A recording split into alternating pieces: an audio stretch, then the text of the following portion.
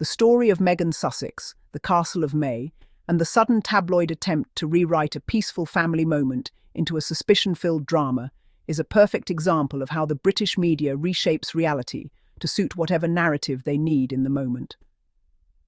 Back in 2018, when Meghan Sussex had just married Prince Harry and entered the royal family with excitement, optimism and goodwill, their visit to the Castle of May with King Charles and Queen Camilla was reported as nothing but warm. At the time, the press described long walks in the Scottish countryside, shared meals, deep conversations, and the kind of quiet bonding that is rare in a family constantly surrounded by cameras. There were no whispers of tension, no talk of performance, no claims that Charles couldn't understand her. There was harmony, not hostility. And yet, years later, now that Meghan Sussex generates more clicks and more outrage than almost anyone else, the same media outlets that once called that weekend relaxed and loving are trying to turn it into a secret battlefield. They want you to believe that Charles was confused by her, that Camilla was suspicious of her, and that everything Meghan Sussex did was part of some performance. But none of this reflects what actually happened. Prince Harry himself, the only person among the current storytellers who was physically present that weekend and who has spoken openly and publicly about it, described the visit in Spare as one of the warmest early memories between Meghan Sussex and his father. In his own words, the bond between Meg and Pa was always strong, but that weekend strengthened it. That statement alone undermines the entire tabloid spin. If Charles genuinely didn't understand her from the beginning, if he felt uneasy or confused or wary, Harry would not have written it so openly. And if he had written it that way, the tabloids would be quoting Spare non-stop to support their new narrative. Instead, they pretend Harry's words don't exist. But what he wrote matters because it is the only first-hand account that isn't filtered through palace PR or tabloid imagination. The positivity of the Castle of May visit can also be seen in how Charles behaved before and after it. He walked Meghan Sussex down the aisle when her father did not show up to the wedding, a gesture symbolic of respect, warmth, and welcome. That is not something one does for a woman they never understood. That is not something a father-in-law does when he suspects his son's wife of performing or manipulating. That is something a man does when he wants his son's new wife to feel embraced and supported. The tabloids now want people to forget this moment because it does not align with the rewritten story they are currently promoting. Their new version erases anything positive and replaces it with suspicion.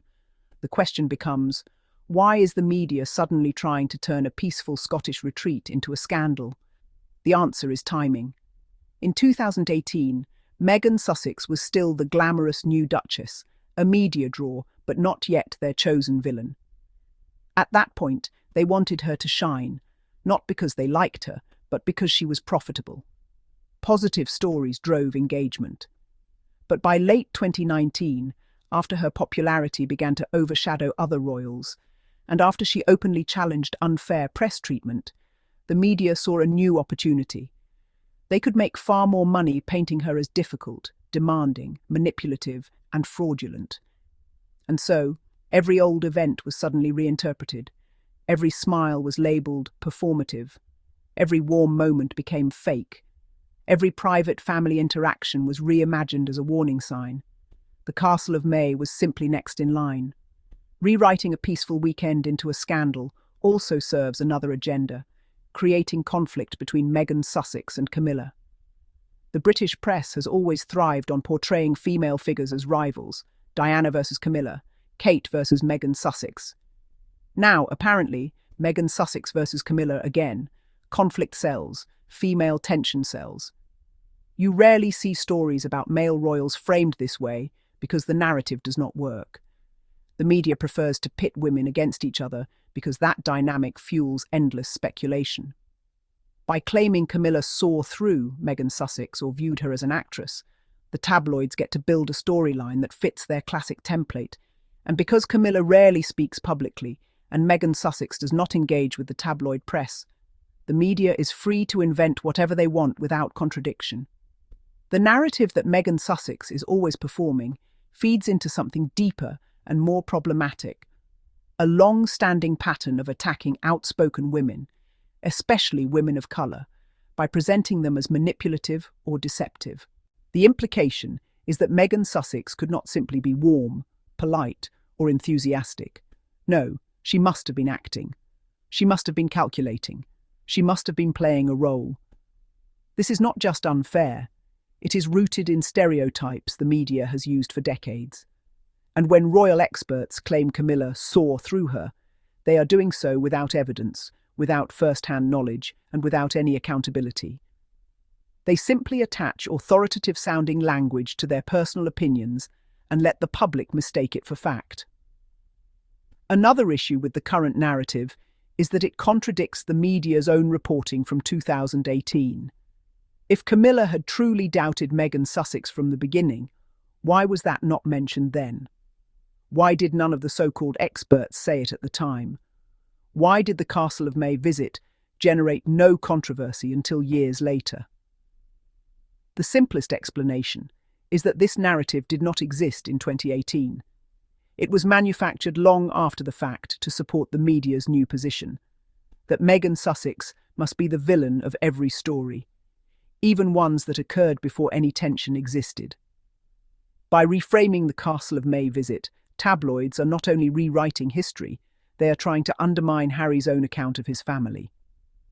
The entire article relies on the assumption that anonymous experts know more about that weekend than Harry himself.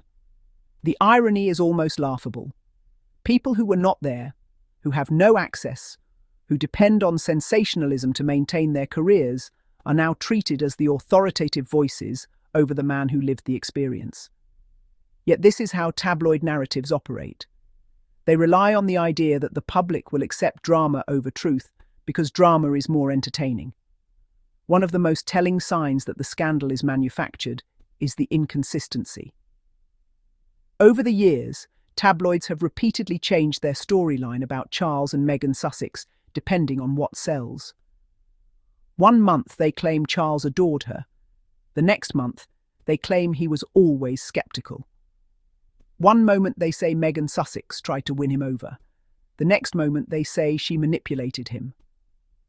The contradictions reveal the truth. None of these claims are based in reality. They are based in profit. This latest attempt to paint the Castle of May in a negative light also exposes something else.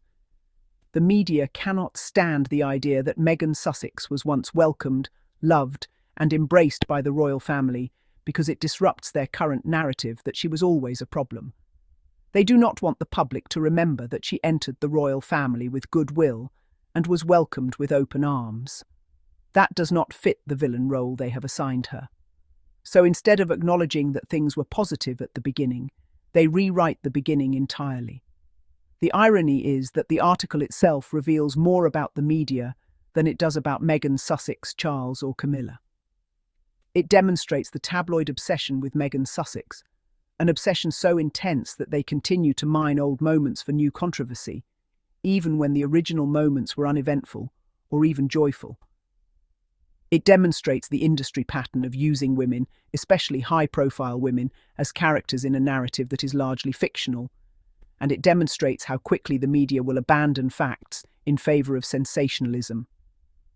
In truth, the Castle of May weekend was exactly what Harry described: a peaceful, affectionate retreat where Meghan Sussex and Charles connected, laughed, and deepened their bond. Nothing about that fits the tabloid claim that Charles never understood her. Nothing supports the idea that Camilla viewed her as an actress. Nothing indicates performance or suspicion. What changed was not the event itself, but the media environment around it. The real story here is not what happened during that Scottish weekend, but what has happened since.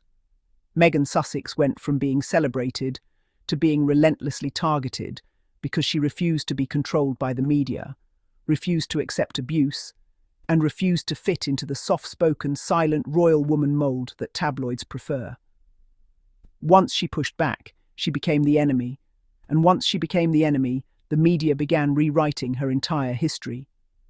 That is why this new Castle of May narrative exists, not because it reflects truth, but because it serves the media's ongoing project of discrediting Meghan Sussex at every turn.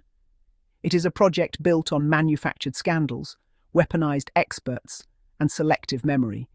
And the most important thing to remember is that the truth has not changed, only the story has.